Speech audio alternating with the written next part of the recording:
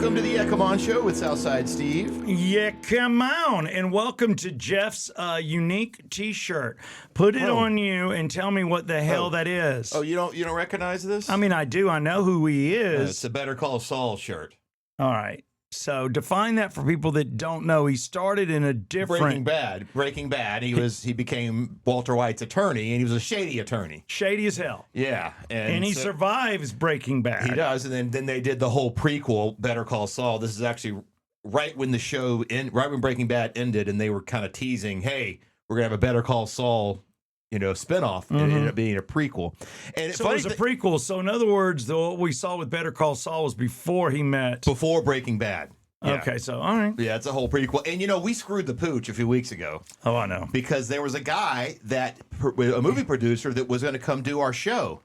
He was coming in studio. Yeah. He preferred the Buckhead studio, but that would have been fine. We would have driven down to the Exit Wealth and Exit Stage Left Advisors Studios, which you can see right across from Whole Foods next to Chops. That studio is a studio for Jeff and I as well. Yeah, and it turns out that guy, I forgot his name, but he's Bob Odenkirk's producing buddy. So Bob Odenkirk being Saul, the actor, that would have been a great conversation, but I didn't know who he was, and we were out that day, and then we never got to reschedule, but we kind of screwed the pooch on that one. I think what we need to do, occasionally a radio show does this, and that's what this is.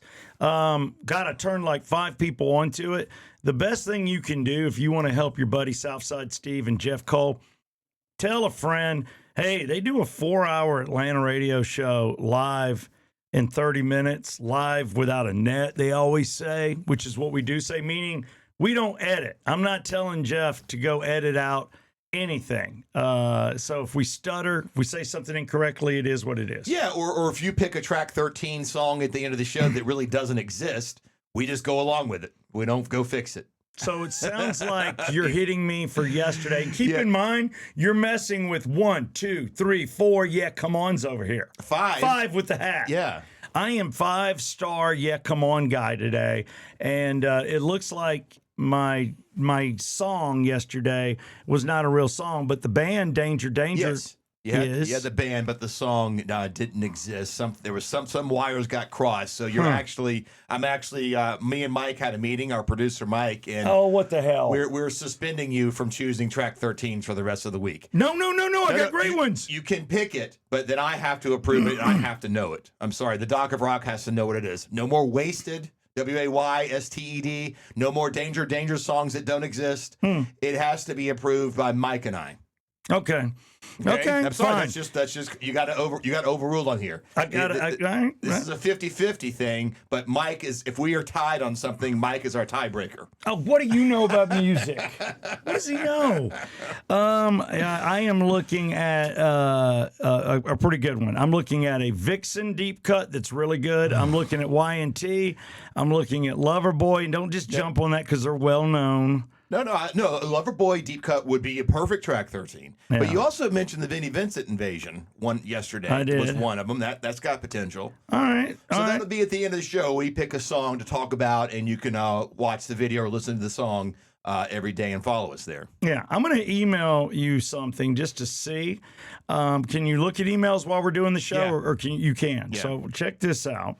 And I'm doing this on the fly because I forgot about it until I started looking at my track 13 research. It is research, and I take screenshots of certain things. I forgot what I had to go and do yesterday, and wait till you hear this. This is great. So I'm sending you the picture. It's titled Amanda /Armada. Armada. And Armada is what Amanda drives because we purchased our vehicles from Regal Nissan, a proud sponsor of this show. And today I will do sports, Jeff and I, because this is in our backyard, the big sports story. But we're Atlanta natives and we know about it. But the Regal Nissan thing tied in, I know I need to get tires for her.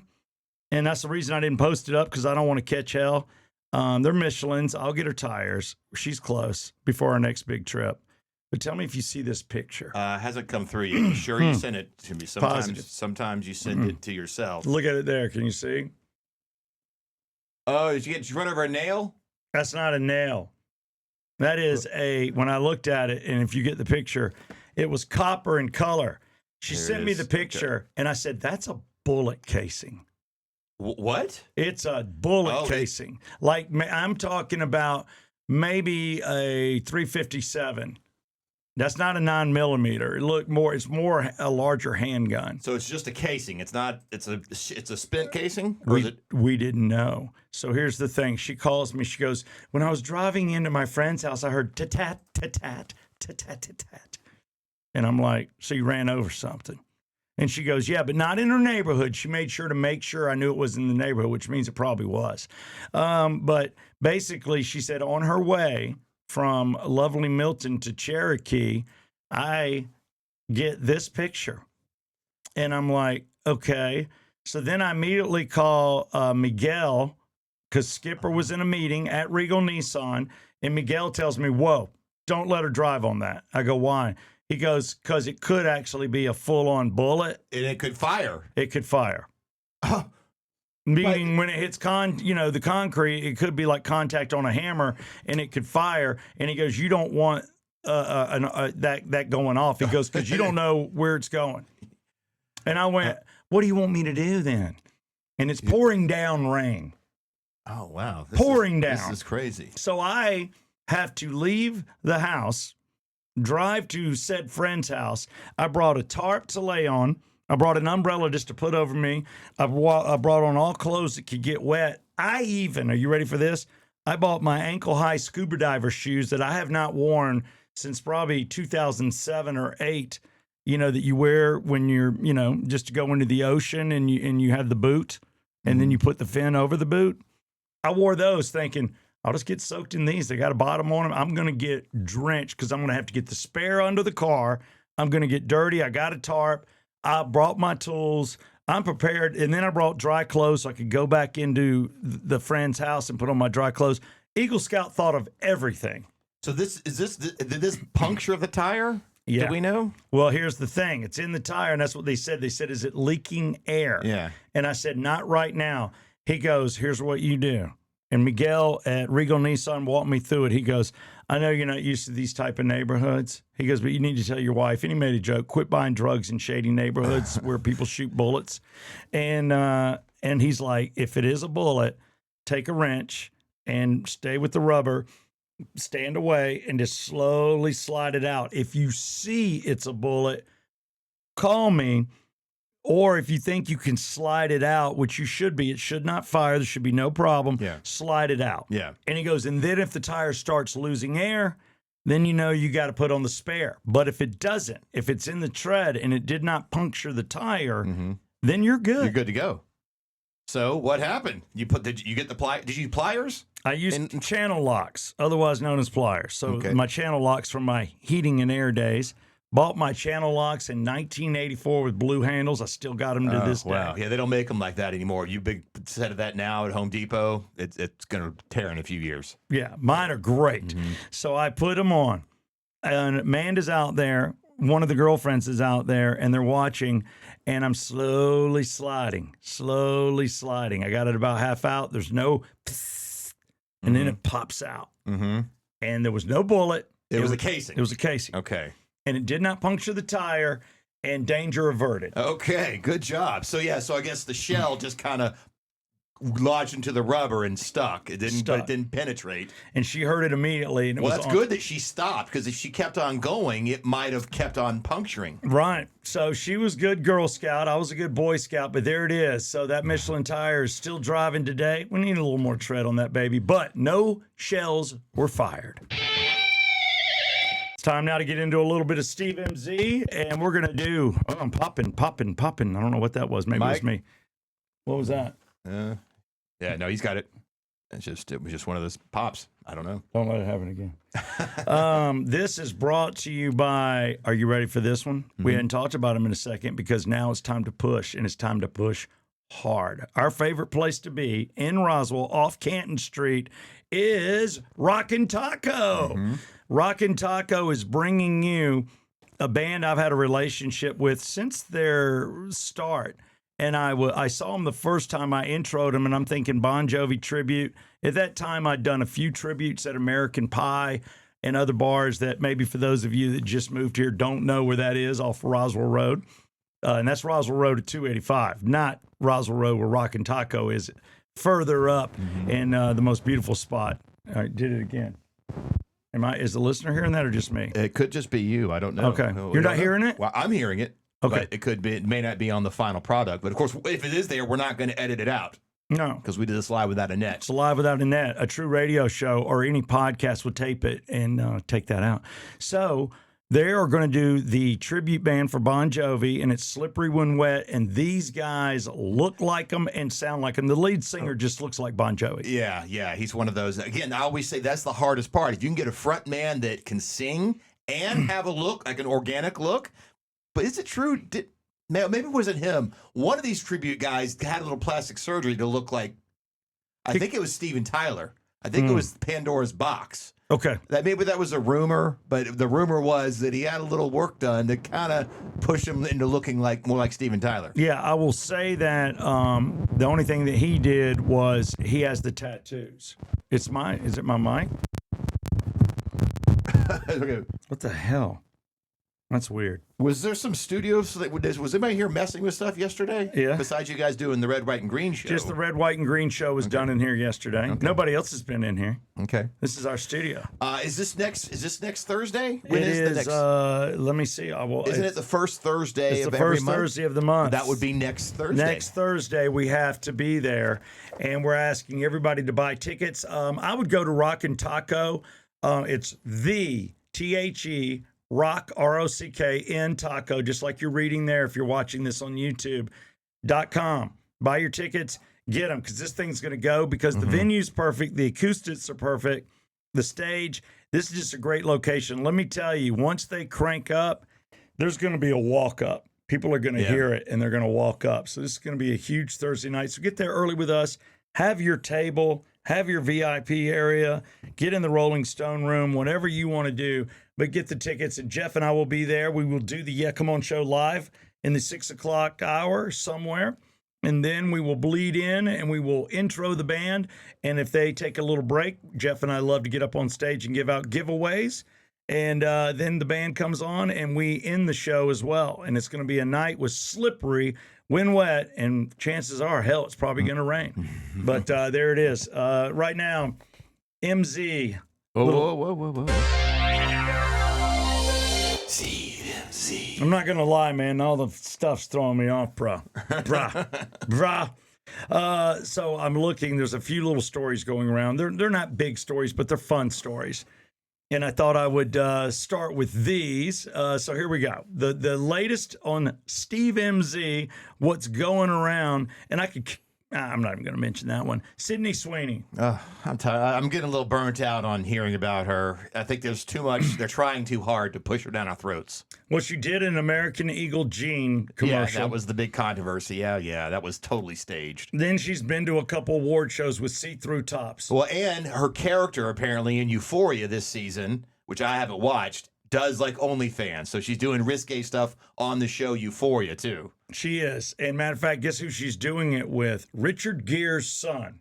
Oh, really? The actor. Do they have any gerbils involved? No. I kid the rumors. You don't have to kid the rumors. I really do think that he's... No, that's a rumor. That never happened. All right, Rod Stewart. Let's just go through him. Found in an alleyway with a couple of ounces of something in his system. Yeah, to have his stomach pumped. That was in 78, 77, 79 when I started 8th grade. Not true? Yeah. No stomach pumping? Not true, no. Richard Gere, PVC, and a small rodent? Yeah, those were... And Rod Stewart said it was some publicist getting back at him for whatever reason, and it worked. And it worked, yeah. And Let me tell you, I think the same thing happened to Richard Gere. Rod, well, you boys watch out what you say to your publicists, because those stuck to this day. Yeah. A part of me still believes it. And then you've got another fun one, the bat deal with Ozzy. Well, he did bite the head off a bat, but he thought it was fake. He thought it was fake. Yeah. Now, what about the dove? Did he bite the head off of a dove? I'm sorry. The bat, everything. The dove, he did in a drunken, he really did do that in the record. I think maybe he thought it was fake too. No, I think he knew the dove was alive. I think the bat fake. But boy, you bite the head off a bat, you're like, Jesus, how many shots am I about to have to take? Oh my God! Then I got one more. Ozzy and the Ants in the dirt? Did he snort ants poolside, or was that just? Is that something that Motley Crue made up? I don't know. I've heard that. Tommy Lee told that story on Behind the Music in the late '90s. I don't know if it's true or not. Steve MZ brings you more rumors. Yeah. Did or did not Nikki Sixx shoot up Jack Daniels into his system? Yeah. Again, maybe that's part of the folklore, and they were playing it up. Again, Tommy Lee said it in the Behind the Music. Why are we shooting it? We can just drink it. I was like, yeah, it makes sense. Like, why I've would got you? more. Okay, what else you got? College radio. His wife in the studio at 88.5, where I went and where you went. The story of Mick Jagger and the late great what was his name? The other English David Bowie. Were they found nude together, frolicking? She said she walked in on it and said it. She said it on 88.5 to me that she saw it. Yeah. Is that made up to hurt them? I think that's made up. Not true either? So. No. I won't get into Michael Jackson. We'll stop now. Yeah. All right, so that's the deal with Sydney Sweeney. It is getting steamy on Euphoria. You're right. She did join OnlyFans, and she does have a love scene. She will be completely topless. If you want to see it, you perverts. Yeah, I want to see that. And then another one is Sophie Rain. Do you know who that is? Is she an OnlyFans model? Yes. I think, and she says she's a virgin. That's right. I just saw... we must have the same algorithm. I just saw a guy talking about her and how, like, she doesn't really get naked. She doesn't. But she makes a ton of... She's like the biggest OnlyFans star. $40 million she has made on OnlyFans, and all she does is get in bikini. She's got one of those voluptuous bodies. She's got the large, real breast, little tummy, big booty, white girl, beautiful hair, beautiful face. And, she is like virgin. And a basketball star just offered her $15 million to take her virginity. Wow. Said he would write the check right now to take her virginity. And she will not give up to TMZ nor Steve MZ. I put my calls in. She will not give up who said person is. Oh, we don't know who it is, but she said she was offered $15 million to take her virginity, and it was a basketball star. And the person interviewing us said, "Has that ever happened before?" She goes, "Happens all the time." That she gets offers? But it's like 100,000. Yeah. 200,000. But this was a legit $15 million offer to take one's virginity. And then she's supposed to be doing something with Cardi B. Really what she wants to do is be on Cardi B's show. I guess she does like a little podcast. So then the interviewer took it further. He goes, if Cardi B offered you $15 million, she goes, yeah, I might take that. So there you go. And lastly, I've watched the shows. I don't know if you're watching them. Yellowstone imprinted on us all. So did Landman. There's so many great shows coming from one individual. He's writing it. Taylor Sheridan is running Hollywood at the moment. Guess what Wrangler's done? I wore Wranglers back in the day. Did you? Oh, yeah. Okay. Yeah. That was the jean. Wrangler being the cheaper jean that you might get at JCPenney or Sears. Yeah. Versus a Levi's at Rich's. Thank you. Thank you. I couldn't have said it any better. I speak Southside. You do. And Levi was the go-to, but I had a couple pair of Wranglers. Well, now Wrangler, I guess everybody has worn nothing but Wranglers on Yellowstone, and now with the spinoffs, they're wearing them. So they actually have, you can get Rip Taylor's jeans, Rip, the ones, the exact ones he wears, Casey, you can get them all. I'm looking at them right now. Beth Dutton's jeans for the girls, the exact pair they wear for every single episode, and you can see whose do you fit in better. They've got literally 6 people, including a couple of the rodeo hands and 3 major stars in the jeans they wear for Wrangler, and you can order them. Nice. So now they are repping those, and that's happening in Steve MZ. Polydictainment, baby, and it's brought to you by our man, David Markwell, Markwell Therapy. If you're dealing with something, if you need counseling, premarital counseling, marital counseling, counseling in general, maybe you just need to talk something you and your girlfriend. I had a girlfriend, baseball girl Carrie, dragged me into a counselor, trying to save our relationship. She didn't think I should go to strip clubs and work. And I'm like, I'm not doing anything there. I do see nude women, but I'm not acting on it. And if you think I'm going to dip said guy in any of that ink, you're crazy, because I know the crazy that's here. And I don't need that. at all, and it would probably freak me out. No, I have hooked up with a few, but yeah, at that point, no. But the counseling helped, and it helped me realize I needed to walk. Sometimes you walk, sometimes you stay and talk. David Markwell, go to markwelltherapy.com. Polydictainment. All right, another one of Trump's guys won this runoff in Texas yesterday. Boy, Trump's got the golden ink, doesn't he? If he endorses you, you win right now. Yeah, it's getting out of control because You think? Well, the thing happened last week with Thomas Massey, the Republican congressman that got ousted by some guy that all of a sudden got tons of money. You know, that race in Kentucky had the most money spent on a primary ever. But yeah, and a lot of money came from AIPAC, the Israeli lobby. Because Thomas Massey came out and said a few weeks ago on Tucker Carlson, he's the only Republican that doesn't take AIPAC money. Of the however many Republicans are in Congress, they all take Israeli money, lobby money, except for him. Well, if you take their money, you have to speak on their behalf. Do you not? That's exactly. He kind of was exposing that, and that's why Trump and all the mega donors ousted him. And I guess similar thing with the other ones in Texas. Another guy that had been at the Senate race, Senator John Cronin, had been there for 4 terms, incumbent. Well, if it smells like a gefilte fish, is it? But Trump backed this guy Ken Paxton, and he won. So he's batting 1,000. If Trump supports you in this primary, you win. It's just getting a little out of control because that means no Republicans talk against Trump because if they try, they get ousted. Thomas Massey. Well, here's my thing. Marjorie Taylor Greene. Yeah, and that bothers me. But here's the thing that scares me worse. The left scares me worse. So the last thing we need, and correct me if I'm wrong, is the Republican base fighting or not voting and allowing the left to have the democracy in the Senate or the Yeah, well, I guess, again, it comes down to the lesser of two Congress. evils. But we can't have a runaway Republican Party where Trump controls everything.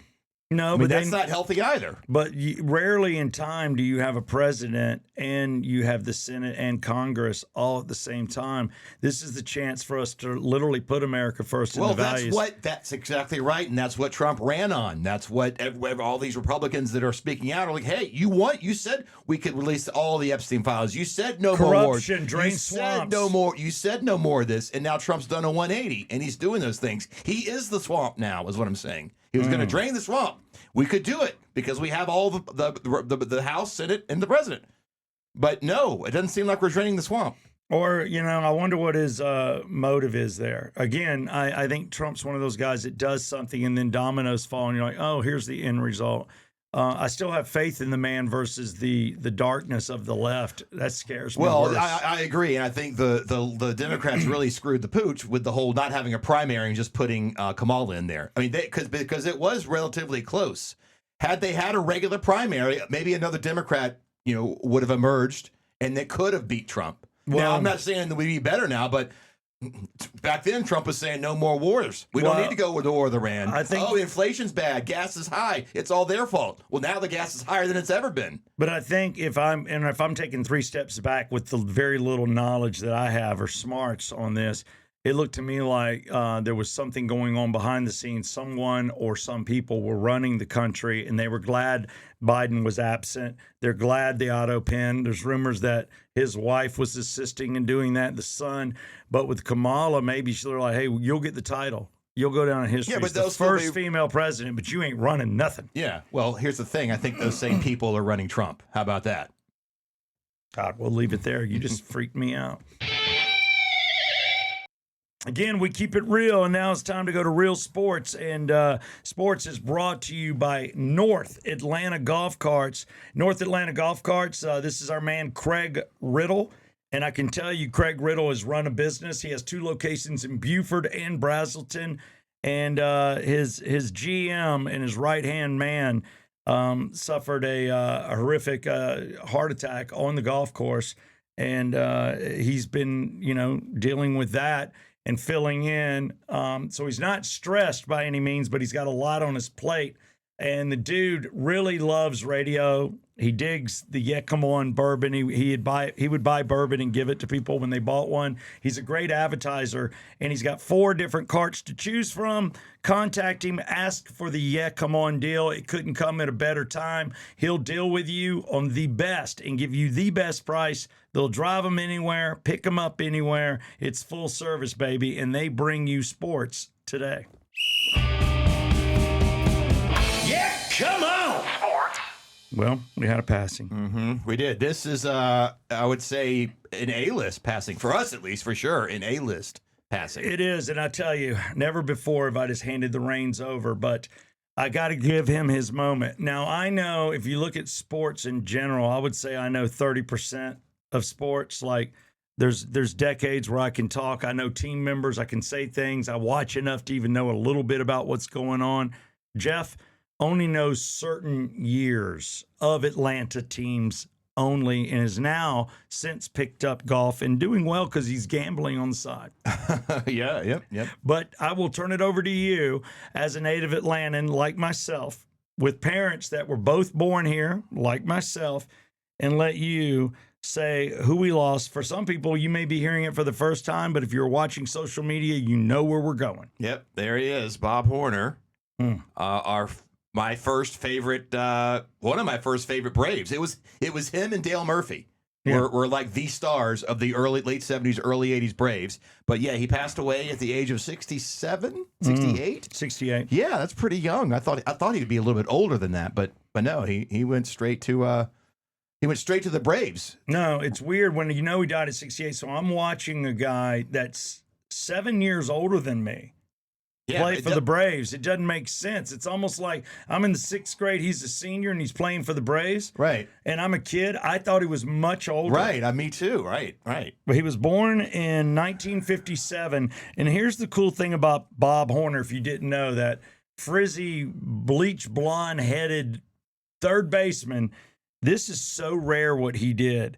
In 1978, he was the first draft pick coming out of high school. So he went straight to the majors. Yeah. In other words, college teams were looking at him, and he had offers from colleges, but he also had an offer from the Atlanta Braves.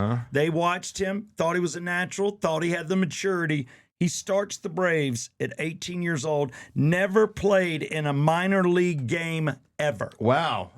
That's unheard of. Yeah, so he was a young Brave. Like, that's why we feel like he was looking. We probably thought he was the same age as everyone else, probably in their 20s. He's just one of those guys that probably had a mustache in the damn 10th grade. Now, correct me if I'm wrong. I feel like back in the day, he was kind of known as a partier. Yes. Is that right? Mm-hmm. Okay. 100%. No, he had a damn good time.